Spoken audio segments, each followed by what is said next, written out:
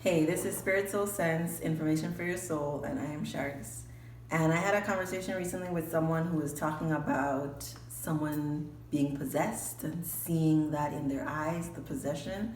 And it made me think about the devil and like, what is the devil? Who is the devil?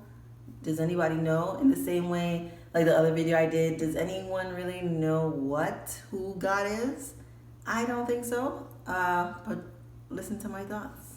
So Christianity teaches that the devil was a fallen angel that God had created, and he lives in a pit of fiery hell. And if you don't accept Jesus Christ as your Lord and Savior, you will too be in the fiery pit of hell with the devil. I'm sorry, I don't mean to laugh. I don't mean to laugh, but it's very dramatic. This idea that there's a place called hell where a horned angel, fallen angel lives who kind of tortures you for the rest of your life. I mean, it kind of sounds like something somebody made up. Maybe it's real. Maybe it's real. And like that's the difference between me and a lot of people who talk about spirituality and religion. I am okay with not knowing. I am okay with being wrong. I am perfectly okay with whatever it is, with the vagueness of it all. But anyway, I wanted to talk like specifically about my thoughts about the devil. Maybe it's no surprise to you that I don't believe in a heaven up there and a hell down there, and that the same concept I have of God as being is sort of similar to the concept I have of the devil. So I read Eckhart Tolle's book, well, both of them. I read two of his books, but the one I'm talking about is called A New Earth. And in it, he talks a lot about ego. And when he interviews with Oprah and he talks about ego, and if you read closely to the words that he writes, ego sounds like a thing that comes upon you. And like you're struck with ego and it makes you be superficial, it makes you harm your neighbor. And because of my Christian background, I was thinking, ego sounds a lot like what the Bible uses to describe the devil, as like this thing that's a part of you, like it's in you, like similar to the way that God is in all of us. It's a part of you because we're all human, and it can influence you in one way or the other. Maybe sort of like the bad guy, good guy on your shoulder, like a conscience, like one part of you, the shadow part. Like there's a lot of names for all these things. And that's like the point of this whole video, that people talk about the same things in different ways. So Marianne Williamson, in her book, A Return to Love, she also talks about fear. And so for me, the devil, ego, fear, the shadow sides of us, like they're all very similar things. And so there's no, like she talks about, there's no opposite to love. Like love is similar to God is. Like love just is. It's full of kindness, it's full of growth. And so there's no real opposite to love. But if there was a sort of opposite to love, it's fear. Because fear does a lot of the things love does not. Fear harms, fear judges, fear persecutes, and like all those things are very closely associated to the devil. Like the image we have of the devil is somebody doing very evil things.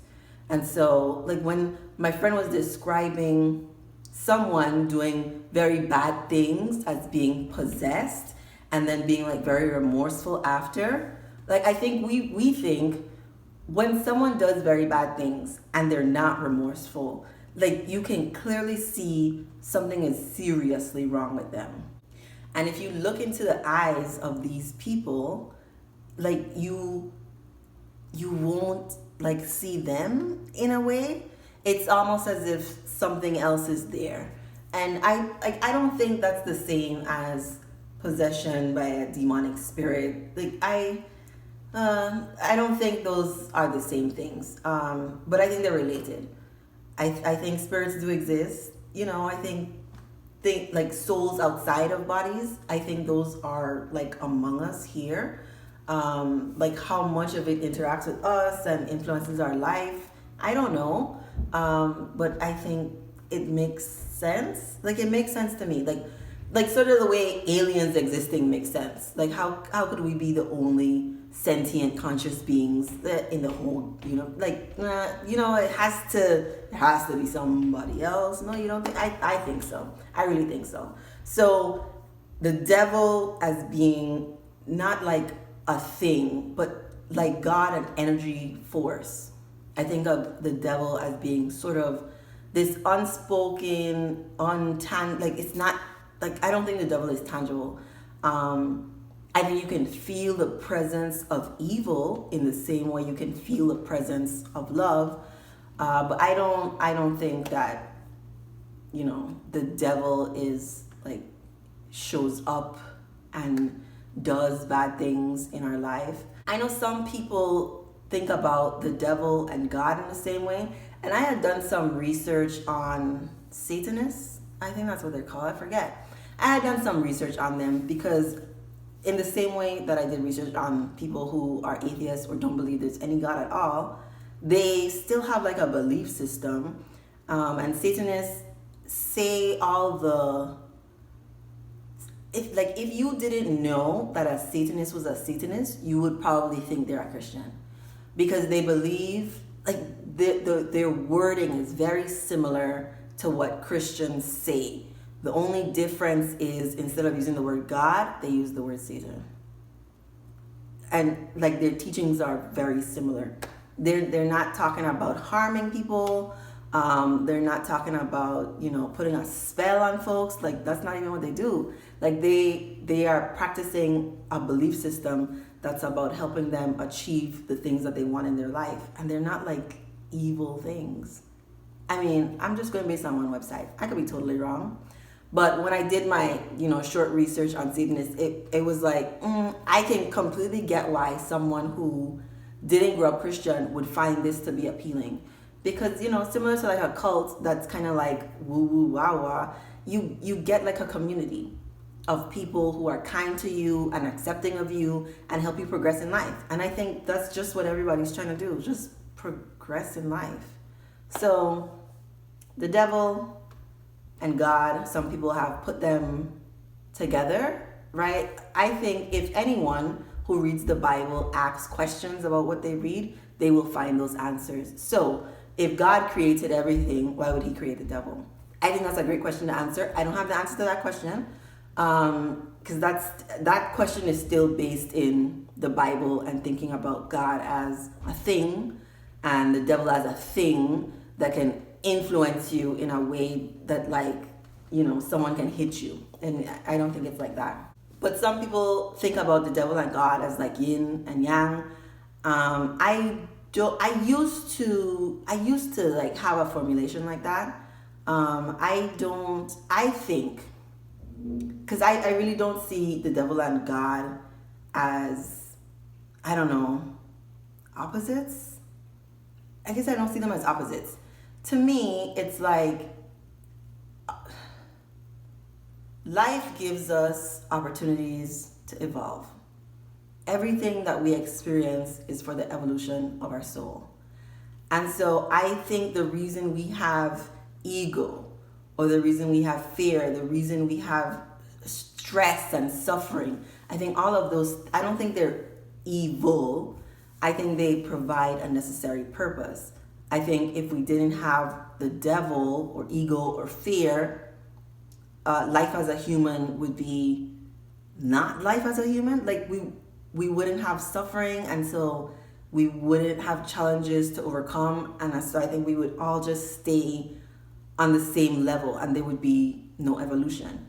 And I really think like we're here to evolve. I just think our souls are here to mature to a point where we're enlightened. And I don't think that's possible without like our shadow selves. I don't think that's possible without this concept of the devil. So like I don't see the devil as like this super terrible thing that causes something bad to happen in my life, like for someone to die or my tire to get flat. I don't think about it like that. Even bad things that happen in my bad things, right? Because like my human self is categorizing it as bad. I think whatever we're going through in that moment is necessary for some lesson that we have to learn, and the end goal is for our souls to evolve. Like I think the devil, because I mean, it's the concept, devil, ego, fear. I think it exists to help us evolve. And I don't worship the devil. Please don't put any words in my mouth. I'm not a Satanist or whatever other name, people who hold on to those ideas believe in. My beliefs are just way more vague. I believe in kindness. That's like my number one thing. I believe in being kind to people, and I believe in love. That's it. So I hope you enjoyed the video. Thank you for watching.